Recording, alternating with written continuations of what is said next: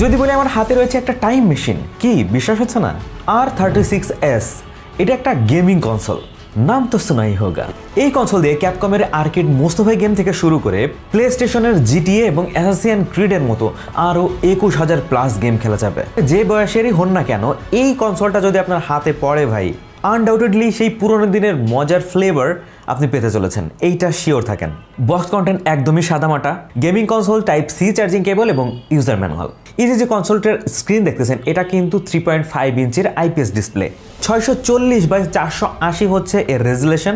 So বুঝতে পারছেন, আপনি কাছ থেকে দেখেন বা দূর থেকে দেখেন, এই যে ডিসপ্লেটা খুব ভালো রেজাল্ট দেবে আপনার কাছে, এবং বেশ কালারফুল ছিল এই ডিসপ্লেটা। আর এর বডিতে যে প্লাস্টিক ইউজ করা হয়েছে দেখে কিন্তু কোনোভাবেই কম দামি মনে হচ্ছে না, একদম প্রিমিয়াম লেভেলের প্লাস্টিক আমার কাছে মনে হচ্ছে। নিচের দিকে কিছু পোর্টস দেখতে পাচ্ছি, একটা হচ্ছে এয়ার ভেন্টিলেশন, দুইটা টাইপ সি পোর্ট দেখতে পাচ্ছেন, একটা হচ্ছে ডিসি পোর্ট, এটা দিয়ে মূলত চার্জ দিতে হবে। মাঝখানেটা হচ্ছে ইয়ারফোন, আপনি কানে হেডফোন লাগিয়ে এটা গেম প্লে করতে পারবেন। তারপর এটা হচ্ছে ওটিজি অপশন, এই ওটিজি অপশনের মাধ্যমে আপনি বিভিন্ন অ্যাক্সেসরিজ কিন্তু এখানে অ্যাড করতে পারবেন। আমি ডিসপ্লে কানেক্ট করার ট্রাই করতেছিলাম, বাট অনেক চেষ্টা করেও পারি নাই, আপনারা ট্রাই করে দেখতে পারেন আর কি।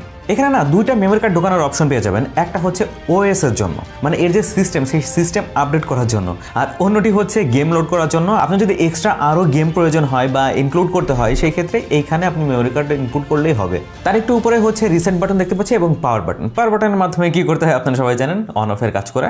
আর গেমিং প্যাডের যে বাটনগুলো দেখতে পাচ্ছি, এইগুলো আমি ক্লিক করে না হেভি মজা পাইছি ভাই, মানে ক্লিকে একটা ভাইব আছে। ও আরেকটা জিনিস, এই মাঝখানে কিন্তু একটা স্পিকার গ্রিল পেয়ে যাচ্ছেন, এই স্পিকারের মাধ্যমে হচ্ছে সাউন্ড টাউন্ড শুনতে পাবেন। এটা কিন্তু আমার কাছে অতটা ভালো লাগে নাই। আর হচ্ছে এই যে গেমগুলো, রেট্রো গেমগুলো, এইগুলোতে কিন্তু বেশি আহামরি সাউন্ড কিন্তু লাগে না, বা ওইরকম হুরিয়া হুরিয়া ইয়াহু ডিসুম ডিসুম এইগুলো, এই সাউন্ডের জন্য কিন্তু অনেক বেশি ভালো স্পিকারও লাগে না। সো আপনি যদি আরও বেশি লাউড সাউন্ড চান, সেই ক্ষেত্রে কিন্তু এই হেডফোনের অপশনটা ইউজ করতে পারেন। এখানে দুইটা জয়স্টিক রয়েছে, দুইটাই হচ্ছে রাবার কোটেড। সো আপনি যদি গেমেও যান, সেই ক্ষেত্রেও এটা কন্ট্রোলিং নিয়ে কোনো প্যারাই পড়তে হবে না আশা করছি। আর নিচে দিকে কিছু বাটন দেখতে পাচ্ছেন, যদিও রেট্রো গেমের জন্য এই সুইচগুলো তেমন একটা কাজের না, তবে কিছু গেম আছে যেমন কার রেসিং হইতে পারে বা সামথিং লাইক দ্যাট, আমি একটু পরেই আলোচনা করছি, স্টে টিউন। আর এই যে আইপিএস ডিসপ্লেটা, এইটা কিন্তু টাচ কন্ট্রোল না, এই জিনিসটা কিন্তু মাথায় রাখবেন। অনেকেই বড় ডিসপ্লে দেখে ভাবতে পারেন যে ভাই এটা কি টাচে কাজ করে, না এটা টাচে কাজ করে না। এই বাটনস দিয়ে মূলত আপনাকে সবকিছু কন্ট্রোল করতে হবে। সিলেক্ট আর স্টার্ট বাটন একসাথে যদি আপনি প্রেস করেন, সেই ক্ষেত্রে হচ্ছে সেটিংসে যেতে পারবেন। সেখান থেকে ইচ্ছা মতো ইউআই কাস্টমাইজ, ইউআই বলতে হচ্ছে এখন যে আপনি যে ফাংশনগুলো দেখতে পাচ্ছেন, নিও জিও, তারপরে এই যে অপশনগুলো আসতেছে, এটা তো সাইড ভাবে আসতেছে, রাইট? এটা চাইলে আপনি উপর নিচে সিস্টেম করতে পারবেন, এবং বিভিন্ন ধরনের সিস্টেম এর ভিতরে বিল্ট ইন দেওয়া রয়েছে, আপনি চাইলে এটা এক্সপ্লোরও করতে পারেন। আর এইখানে যে মেমোরি কার্ড আপনি ইউজ করতে পারবেন, সেটা হচ্ছে আপ টু 256 জিবি পর্যন্ত এখানে মেমোরি কার্ড ইউজ করার ব্যবস্থা রয়েছে। আর এই সেটিংস থেকে না আপনি ডিসপ্লে কন্ট্রোলও নিতে পারবেন। যেমন আপনি যখন বাইরে যাবেন, তখন তো ব্রাইটনেস বেশি লাগবে, তখন ব্রাইটনেস কিন্তু বাড়িয়ে দিতে পারেন। বাইরে তো ইজিলি ভিজিবল হবেই, আপনি যখন ব্রাইটনেস বাড়াবেন তখন কিন্তু এটার আউটডোর ভিজিবিলিটি খুবই ভালো আসে। তো ওই ব্রাইটনেস সেটিংস নিয়ে যদি আপনি বাসায় এসে রুমের ভিতরে গেম খেলতে যান, সেই ক্ষেত্রে ডিসপ্লের ব্রাইটনেস কিন্তু অনেক বেশি মনে হতে পারে। এইখানে আপনার কাজ হবে হচ্ছে ব্রাইটনেসটা কমিয়ে রাখুন। আপনি যখন সেটিংসের ভিতরে নড়াচড়া করবেন, তখন আপনি ব্যাকে আসবেন কিভাবে? বি বাটনসে হচ্ছে ব্যাকের কাজ করে, এ বাটনে হচ্ছে সিলেক্টের কাজ করে, এই জিনিসটা মাথায় রাখতে পারেন, তাহলে মুভমেন্ট করতে আর কি সুবিধা হবে আর কি আপনার। এবং এর যে ইউআই, এটা ফুললি কাস্টমাইজেবল, সো আপনি আপনার মতো কাস্টমাইজ করেও নিতে পারবেন। এর ডিসপ্লে ডেন্সিটি কিন্তু আমার কাছে বেশ ভালো লেগেছে, বেশ কালারফুল, পাঞ্চি কালার দিচ্ছে, বেশ ব্রাইট এবং কালারও আছে, ওইটা নিয়ে কোনো টেনশন নাই।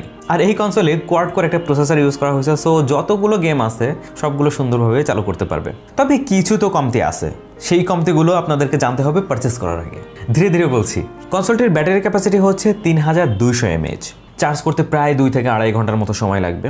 এটা হচ্ছে 5 ওয়াটের চার্জার দিয়ে চার্জ দিতে হবে। তবে আমি আমার বেশি ওয়াটের যে চার্জার আছে সেটাতে চার্জ করে দেখছি, হ্যাঁ চার্জ হয়। তাহলে ব্যাটারির ব্যাকআপ পাবেন কতক্ষণ, সেটা কিন্তু ইউজের উপর ডিপেন্ড করতেছে। তবে ওভারঅল আপনি 4 থেকে 5 ঘন্টার মতো ব্যাটারির ব্যাকআপ পেয়ে যাবেন এই কনসোল থেকে। তবে আপনি যদি ভলিউম কমায় রাখেন বা অল্প অল্প করে খেলেন, সেই ক্ষেত্রে কিন্তু এটা, আমি তো 3-4 দিন ধরে খেলছি ভাই, কারণ আমি ইউজই করছি তো অল্প অল্প করে। সো আপনি যদি টানা গেম খেলে যান, সেই ক্ষেত্রে কিন্তু এই ব্যাপারগুলো একটু মাথায় রাখতে পারেন। একটা ব্যাপার খেয়াল করলাম, যখন 10 থেকে 12% পর্যন্ত ব্যাটারি চলে আসছে না, মানে কমে যাচ্ছে, তখন এর কন্ট্রোলিং কিন্তু অতটা ভালো পাচ্ছিলাম না, একটু ল্যাগি ফিল চলে আসছিল। মানে এর ইউআইয়ের বৈশিষ্ট্যই মনে হয় এটা, ব্যাটারি কমে গেলে একটু পারফরমেন্স কমাই দেওয়া, যাতে এটা চার্জ দেয় মানুষ। তবে একটা ট্রিক্স ফলো করতে পারেন, 15% চলে আসলে ব্যাটারি, তখন আপনি চার্জে ঢুকিয়ে দেবেন, ব্যাস। এটাতে পুরোনো দিনের নিনটেন্ডো থেকে শুরু করে ক্যাপকমের আর্কেড গেম, মডার্ন যে গেমগুলো আছে, জিটিএ, অ্যাসাসিন ক্রিড, সব ধরনের গেম হচ্ছে ট্রাই করতে পারবেন। আর যে পরিমাণ গেম, এত এক্সপ্লোর করাও সম্ভব না, খেলাও সম্ভব হয়নি আমার কাছে। বাট কিছু গেম আমি খেলেছি যেগুলো মানে খুবই পপুলার, সেটা হইতে পারে GTA vice city, Ariel the little mermaid, super Mario, Mario kart, super Mario 64, এছাড়াও ক্লাসিক ডিজনি মাস্টারপিসের কিছু গেম খেলতে পারবেন এখানে। এছাড়াও নস্টালজিক যে ব্যাপারগুলো আছে যেমন Mario, Pokemon, Spiderman 2, mortal combat, Pac-Man, Ninja turtles সহ আমাদের ছোটবেলায় কন্ট্রা, তারপর বুম্বারম্যান যে গেমগুলো আছে, এছাড়া টম এন্ড জেরির মতো যে গেমগুলো, এছাড়াও মোস্তফা যে গেমটা, আচ্ছা টম রাইডার কথা মনে আছে, সেই টম রাইডার গেমও কিন্তু এই কনসোলের ভিতরে আছে। এছাড়াও বললে তো আরো অনেক গেমের কথা বলা যায়। টিনটিনের অ্যাডভেঞ্চারও আপনি এটাতে খেলতে পারবেন। এছাড়াও car race, football, street fighter তো আছেই, মানে যেটা খুব বেশি খেলা হইতো। ভাই আমি মানে কি বলবো, মানে এত বলা কি পসিবল বলেন। আর একটা ব্যাপারে খেয়াল করলাম, এদের ইউআইতে একটা সিস্টেম দেওয়া হয়েছে যে আপনি যখন প্রথমে গেমের এই কনসোলের ভিতর ঢুকবেন তখন বিভিন্ন কোম্পানির নাম লেখা থাকে, যেমন ক্যাপকম, সনি, সিঙ্ক, Sega, Famicom, NEC, Capcom play, মানে যাবতীয় কোম্পানির নাম দেওয়া হয়েছে এবং এই কোম্পানির নামের নিচেই হচ্ছে গেম দেওয়া হয়েছে। মানে এই কোম্পানির আন্ডারে কতগুলো গেম এরা সংরক্ষণ করে রাখছে সেটা আপনি দেখতে পারবেন এবং এন্টার করে ওই কোম্পানির সব গেম খেলতে পারবেন। এমন হতে পারে না যে একটা কোম্পানির গেম আপনার খুব পছন্দ এবং সেই কোম্পানির সব গেম আপনি খেলতে চাচ্ছেন। যেমন আমরা সুপার সেলের যে গেমগুলোর কথা বলতে পারি ওইগুলো আমরা খেলতাম, clash of clan, clash royal, এই টাইপের আর কি, বুম বিচ, হেইডে। আপনাদের সুবিধার্থে কিছু কথা বলে রাখা দরকার। মোস্তফা গেম যদি খেলতে চান সেই ক্ষেত্রে আপনি সরাসরি ক্যাপকম সিস্টেম অনে চলে যাবেন, সেখানে ক্যাডিল্যাক্স অ্যান্ড ডাইনোসর এই গেমটা রয়েছে, এটাই মূলত মোস্তফা। মানে আমরা গেম খেলতে খেলতে ক্যারেক্টারের প্রতি এতটা মানে ভালোবাসা চলে আসছে যে সেই ক্যারেক্টারের নামে হচ্ছে আমরা গেমের নাম রাখা শুরু করছি।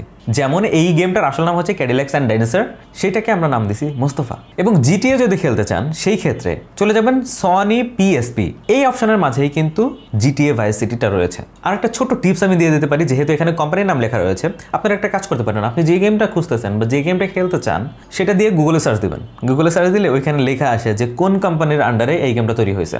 সো আপনি সহজেই সেটা সনির কিনা ক্যাপকম নাকি সিঙ্ক নাকি সেগা, মানে কোন কোম্পানি তৈরি হয়েছে সেটা দেখে ওটার মধ্যে ঢুকে ইজিলি এটা খুঁজে বের করতে পারবেন। এটা হচ্ছে আমার কাছে সবচেয়ে বেস্ট মনে হয়েছে। এছাড়াও এখানে সার্চ দেওয়ার অপশন রয়েছে, সেটা অতটা মানে আমার বোঝার বাইরে ছিল, আমি ট্রাই করছি, হয়তো বা একদম অ্যাকুরেট দিতে হয় সেই ক্ষেত্রে আসে, বাট আমি সরি। পেছনের যে বাটনগুলোর কথা আমি বলছিলাম যে এই বাটনগুলো সব গেমের ক্ষেত্রে কাজ করে না, এই বাটনগুলো শুধু কোন গেমে কাজ করে জানেন? সাগার যে ক্রেজি টেক্সি গেম রয়েছে সেইটাতে কাজ করে, মানে তাও প্রপারলি সবগুলোতে যে কাজ করে এমন না, বাট এটা কিন্তু ভালো গ্রিপের কাজ করে আমি যেটা মনে করি। এছাড়াও প্লে স্টেশনের যে গেমিং লিস্ট রয়েছে সেইখানে কিন্তু এটা কিছু কিছু গেমে কাজ করে দেখলাম, সো আপনারা এক্সপ্লোর করতে পারেন। আর L1 আর R1 এই দুটো একসঙ্গে চেপে ধরে হচ্ছে আপনি চাইলে যে গেমটা খেলতেছিলেন ওটা লোড করে রাখতে পারবেন, যাতে করে পরবর্তীতে এসে যেন সেইখান থেকে আপনি গেম প্লে করতে পারেন, না হলে তো আবার শুরু থেকে শুরু করতে হবে। সিলেক্টার এ বাটন প্রেস করে না আপনি গেম পজও করে রাখতে পারবেন। দেখা গেলো আপনি মনের মাধুরী মিশিয়ে আপনি গেম খেলতেছেন, দেখা গেলো তখন কেউ ডাকতেছে, তখন কি করবেন? ওইখানে রেখে দিলে তো এনিমি মেরে ফেলবে, তো সেই ক্ষেত্রে হচ্ছে আপনি পজ দিয়ে রেখে যেতে পারবেন। আর এখন তো পজ হয়ে গেছে, এখন এটা প্লে করবেন কিভাবে? সিলেক্টার এ বাটন প্রেস করে না এই দুটো একসঙ্গে চাপলে আপনার প্লে হয়ে যাবে।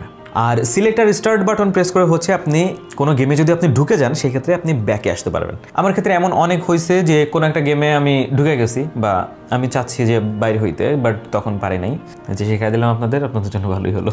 আচ্ছা, অনেক বক তো শুনছেন, এখন কথা হচ্ছে এই গেমগুলো আমি খেলা কেমন মানে লাগছে আমার কাছে বা কেমন ফিল পাইছি, এটা কি আদৌ নেওয়ার জন্য মানে পারফেক্ট, এটা কারা নেবেন মূলত, এটাই তো আপনাদের জানার বিষয়, রাইট? দেখেন, যদি আমি বলি অ্যাসাসিন ক্রিড বা জিটিএ ভাইস সিটির মতো যে গেমগুলো আছে এরকম 3D টাইপের, একদম মানে ফোনে খেলে যেমন আসে সেরকম টাইপের, ওইগুলোতে হচ্ছে একটু ল্যাগি পারফরমেন্স দেয় আর কন্ট্রোলিংও কিন্তু অতটা মানে ভালো লাগে না আমার কাছে। সো যারা জিটিএ ভাইস সিটি এবং অ্যাসাসিন ক্রিড খেলার জন্যই এই কনসোলটা নিতে যাচ্ছেন তাদেরকে বলবো ভাই একটু থামেন, আরেকবার চিন্তা করেন আর কি। এবং ওই গেমগুলো কিন্তু ফুল ভার্সনের না, এইটাও মাথায় রাখতে পারেন। সবচেয়ে ভালো হইতো আমি যখন ওটিজি কেবলের মাধ্যমে ডিসপ্লের সাথে কানেক্ট করে খেলতে গেছিলাম তখন এটা কাজ করলে। এটা কি আমার ডিভাইসের প্রবলেম না কি আপনাদের ড্রাইভ? আপনারা যারা যারা নিছেন অলরেডি তারা কিন্তু কমেন্টে জানিয়ে রাখতে পারেন, যাতে করে যারা এটা পার্সেল ডিসিশন নিতে চাচ্ছে তাদের চুজ করতে সুবিধা হয়। শুধু আমার পক্ষে তো সবাইকে হেল্প করা পসিবল না, আপনারা একটু কমেন্ট করে দেন ভাই এটা এইটার খারাপ বা এইটা ভালো, এই দিকটা আমার ভালো লাগছে বা খারাপ লাগছে, বা এইটা হয়েছে এটা হচ্ছে না। তাহলে কি হবে, আপনার মতো আর এক ভাই বা বোন যারাই এটা কিনুক না কেন তারা কিন্তু একটা কি বলে একটা অপিনিয়ন পেয়ে যাবে যে না এটা ভালো কিনা বন্ধ। তবে আপনি যদি রেট্রো গেম লাভার হয়ে থাকেন ভাই, এটা একটা বিস্ট, এইটা নিয়ে কোনো সন্দেহ নাই। মানে কোনো ধরনের ল্যাগ, হ্যাকিং বা বিভিন্ন ধরনের সমস্যা যেটা আমি বললাম একটু আগে, সেইগুলো নিয়ে কোনো প্যারাই থাকতেছে না। এবং এটার কন্ট্রোলিং আপনি দুইভাবে কন্ট্রোল করতে পারবেন, দুইটা জয়স্টিকের মাধ্যমে আপনি কন্ট্রোল করতে পারবেন। আর আপনি যদি বাটন ক্লিক করে খেলতে চান সেই ক্ষেত্রে কিন্তু এই উপরের অপশন রয়েছে। সো এটা মানে আমার কাছে বেশ ভালো লেগেছে। যাদের যেটা প্রয়োজন, যাদের যেটা ভালো লাগে, যারা যেটাতে কমফোর্ট, তারা সেই সিস্টেমেই খেলতে পারবে। আর এর জয়স্টিকের রাবার থাকার কারণে না ভালো একটা গ্রিপ পাচ্ছিলাম, মানে কন্ট্রোলিং করতেও সেই লেভেলের মজা লাগতেছিল। আর এর যে বাটনগুলো দেখতে পাচ্ছেন, এই বাটনগুলো এত ক্লিকি ভাইব, মানে খুব মজা লাগতেছে। মানে অনেকের এখনো অভ্যাস আসছে না ভাই, ওই যে পটপট করে নতুন দোকান থেকে কিছু কিনলে পলিথিনের সাথে যে ছোট ছোট বোতামের মতো কি যেন থাকে, বাতাস ভরা থাকে, পটপট করে ফোটাই, মানে অনেকটা সেই রকম। সো এর গেম প্যাড বলুন বা জয়স্টিক বলুন, দুইটাতেই ভালো পারফরমেন্স পাবেন, এটা শিওর থাকেন। আর এখানে যে FN বাটনটা দেখতে পাচ্ছেন না, এটার কিন্তু কোনো কাজ নাই, এটা আগে থেকে জানিয়ে রাখলাম। এটা যে বেশি চাপে ঘুরে হলো লাভ নেই। এটা তো একটা স্পিকার দেওয়া হয়েছে এবং যেহেতু গেম, সাউন্ড তো প্রয়োজন, রাইট? তো সাউন্ড পাবেন, এটা নিয়ে কোনো সন্দেহ নাই। তবে ওই যে বললাম, যদি অনেক বেশি ভালো সাউন্ড লাগে যে না আমি মানে দুনিয়া কাঁপাই ফেলবো, তখন হচ্ছে হেডফোনের এই জ্যাকের মাধ্যমে আপনি চাইলে স্পিকারের সাথেও কানেকশন দিয়ে আপনি আর সাউন্ডটা জোরে জোরে শুনতে পারেন। আর এটাতে হচ্ছে বেস ছাড়া কিছু কনকন করে শব্দ হয় না, এই ধরনের মানে সাউন্ডটা হয়, ওই বেজি পারফরমেন্সটা পাবেন না, মানে ছোটো ছোটো স্পিকারে যেরকম গান শুনে অভ্যস্ত আমরা, ওরকম না। আর অবশ্যই এই গেমিং কনসোলটা যদি আপনারা নেন, সেই ক্ষেত্রে হচ্ছে একটা প্রোটেক্টর কিনে নেবেন ভাই, কারণ বাই ডিফল্ট যে প্রোটেক্টর দেওয়া হয়েছে এটার চারি সাইডে আমি দেখতেছি একটু ধুলা জমে গেছে। সো আপনারা একটা ভালো প্রোটেক্টর লাগাই নিন যদি পান আর কি। এখন কথা হচ্ছে এইটা কিনবেন কারা? মূলত যারা 90s-এর সেই গোল্ডেন মোমেন্টগুলো ফিরে আনতে যাচ্ছেন, এই কনসোল দিয়ে গেম খেলার অভ্যাস ছিল যাদের, অনেক খেলতেন, অনেক বকা শুনছেন বাবা মার কাছে, তারা কিন্তু এটা দেখতে পারেন। এবং জয়স্টিকের যে মজাটা ভাই, এবং এই যে বাটনের ক্লিকি ভাইব, এই ভাইবটা যারা নিতে যাচ্ছেন ভাই, তারা কিন্তু এটা চোখ বন্ধ করে নিতে পারেন। আবার কিছু পাবলিক আছে যারা নেটওয়ার্কের বাইরে থাকতে পছন্দ করে, আমি অনেকটা দেখছি, মানে মাসভর 3-4টা ট্যুর তো দিয়ে ফেলে, তাদের জন্য কিন্তু এটা ভালো একটা অপশন হতে পারে। কারণ আপনি যখন নেটওয়ার্কের বাইরে থাকবেন, ভালো করে নেট পাবেন না। এখনও অনেকেই আছে যারা হচ্ছে এই যে যুগের গেমগুলো, মানে লেটেস্ট যে গেমগুলো আপনারা খেলে বিশেষ করে অভ্যস্ত, তারা এই গেমগুলো পছন্দ করে না। তাদের ওই রেট্রো মানে সেই পুরনো যুগের সেই গেমগুলো ভালো লাগে। অর্থাৎ 1998 থেকে 2004 সালের মধ্যে যেই গেমগুলো লঞ্চ হয়েছিল এবং যেই গেমগুলো খেলতে পারতেন, সেইগুলোতে যারা মানে এখনও মনে করেন বা খেলতে চান, তাদের জন্য এটা মাস্ট হ্যাভ একটা ডিভাইস। এবং আমারই ভালো লাগছে। আর এটা নাথিং ফিল দেখতে পাচ্ছি, মানে ভিতরে সব কিছু দেখা যাচ্ছে সার্কিট সহ। সো এই জিনিসটাও খুবই ইন্টারেস্টিং। কেমন লাগলো আজকের ভিডিও জানাতে বলবেন না, জানিয়ে দিন কমেন্ট সেকশনে। আর এই কনসোলটাও কেমন লাগছে সেটাও জানাতে পারেন। এবং আপনাদের কাছেও যদি কিছু প্রোস এবং কনস থাকে, সেইগুলো লিখে দিতে পারেন, যাতে করে আপনাদের ভাই ব্রাদার, মানে আমাদের ভাই ব্রাদার যারা আছেন, যারা এটা কিনতে চাচ্ছে, তাদের একটু লাভ হয়। সো আজকের মতো এই পর্যন্তই, দেখা হচ্ছে কোনো ভিডিওতে ভিন্ন কোনো টপিক নিয়ে। সে পর্যন্ত ভালো থাকুন, সুস্থ থাকুন এবং দেখতে থাকুন।